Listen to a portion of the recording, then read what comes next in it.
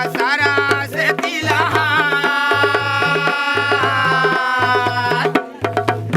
अरे पहले मनायो। आप सबका स्वागत करते हुए हम और एक यात्रा में इस YPP एवं एक पोटली रेत के इस चैनल पे आपको यह यात्रा जिसमें हम कह रहे हैं कि सोहबत सितारों के संग, ऐसे सितारे जो हमें बहुत ज़्यादा हमारे जीवन को प्रभावित करते हैं। मेरे हाथ में एक और किताब जिसने मुझे बहुत प्रभावित किया, उसका नाम है दीवार का इस्तेमाल। इसके लेखक रहे हैं हमारे देश के प्रसिद्ध शिक्षाविद कृष्ण कुमार जी। वो कहते हैं कि स्कूली शिक्षा में सार्वजनिक यानी सरकारी व्यवस्था में समाज की हिस्सेदारी जो पहले ही कम थी, अब लगभग समाप्त हो गई है। सार्वजनिक संस्थाओं में पढ़ने वाले बच्चों के दैनिक जीवन के एक महत्वपूर्ण हिस्से का संचालन नौकरशाही बिना किसी बेरोक टोक के कर रही है। अध्यापक नौकरशाही के प्रति मन से या बेमन से समर्पित है। उनके पास न तो अपनी कोई संगठनात्मक शक्ति है, न वे किसी व्यापक समूह के गठन की किसी प्रक्रिया से जुड़े हैं। जो टूटे फूटे संगठन विभिन्न राज्यों में हैं, उनमें किसी राजनीतिक दृष्टि या सामाजिक दर्शन का प्रमाण नहीं मिलता। बच्चों को आज अध्यापन के जरिए किस किस्म के सामाजिक और आर्थिक व्यवहार की ओर मोड़ा जा रहा है। भारतीय समाज की मौजूदा संरचना में शिक्षा कैसी भूमिका निभा सकती है, इस तरह के प्रश्नों पर अध्यापकों की ओर से कोई संगठित चिंता व्यक्त नहीं की जा रही है।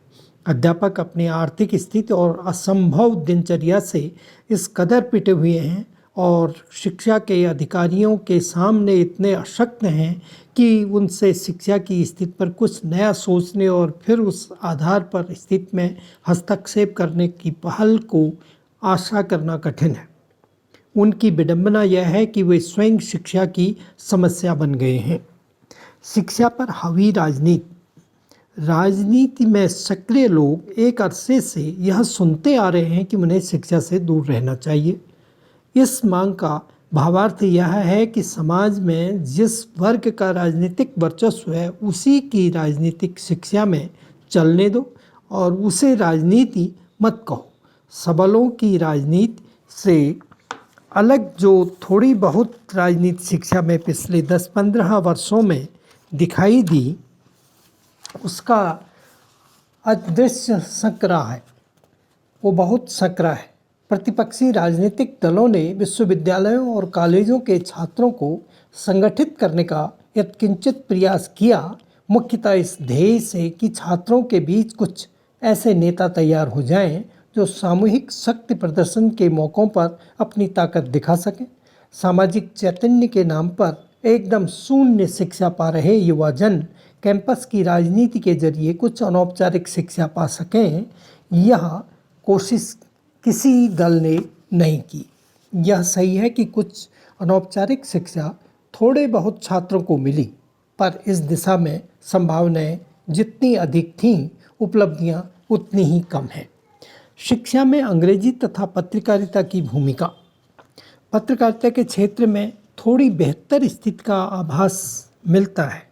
अंग्रेजी के अखबार शिक्षा संबंधी घटनाओं पर नियमित रूप से कुछ न कुछ छापते हैं।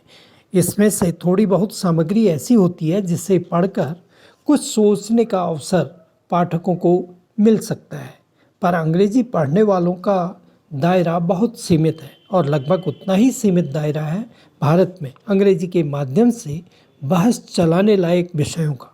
अंग्रेजी में शिक्षा पर लिखने वालों में ऐसे व्यक्ति बिरले हैं जो शैक्षिक अवसर की समानता और शोषण की प्रक्रिया में शिक्षा की भूमिका जैसे विवादास्पद विषय उठाएं, पर हिंदी पत्रों की दशा इससे ज़्यादा निराशाजनक है। सिलसिलेवार जानकारी देकर उनका विवेचन करने वाली पत्रिकाएं वैसे ही बहुत कम हैं। जो हैं वे भी शिक्षा की बात नियमित रूप से नहीं उठाती। इस तरह समूची परिस्थितियाँ यह है कि बच्चों को स्कूली शिक्षा में समाज की भागीदारी के जितने महत्वपूर्ण रास्ते हो सकते हैं, उनमें से किसी का भी उपयोग नहीं हो रहा है। इस परिस्थिति में हस्तक्षेप जरूरी है। हस्तक्षेप करने के लिए इस बात में विश्वास होना चाहिए कि शिक्षा में कुछ सोचना और करना राजनीतिक सक्रियता की परिधि में शामिल है और यह दृष्टिकोण चाहिए कि आर्थिक शोषण पर टिकी सामाजिक संरचना से परिवर्तन करने के लिए शिक्षा की चिंता जरूरी है। हस्तक्षेप का स्वरूप क्या हो, यह बात विभिन्न प्रांतीय और केंद्रीय परिस्थितियों में और काम करने के माध्यमों के अनुकूल अलग अलग ढंग से तय की जानी चाहिए। जो भी स्वरूप चुना जाए उसमें अभिभावकों और अध्यापकों से संपर्क की गहरी ज़रूरत रहेगी। इसके लिए न केवल मध्यम वर्ग के शिक्षित माता पिताओं से जो अपने बच्चों का सार्वजनिक स्कूलों से निकाल रहे हैं, बल्कि समाज के उत्पीड़ित वर्ग के माता पिताओं से भी संपर्क स्थापित करना होगा। इस संपर्क का लाभ अंततः शिक्षा में या शिक्षा तक ही सीमित नहीं रहेगा। कृष्ण कुमार जी शिक्षा के बहुत प्रबुद्ध विचारक, लेखक, शिक्षक रहे हैं। उन्होंने कई बार इस भूमिका को अपनाया है। इस भूमिका में रहते हुए उन्होंने बहुत कुछ चीज़ें अपने छात्रों के साथ बांटे गए हैं।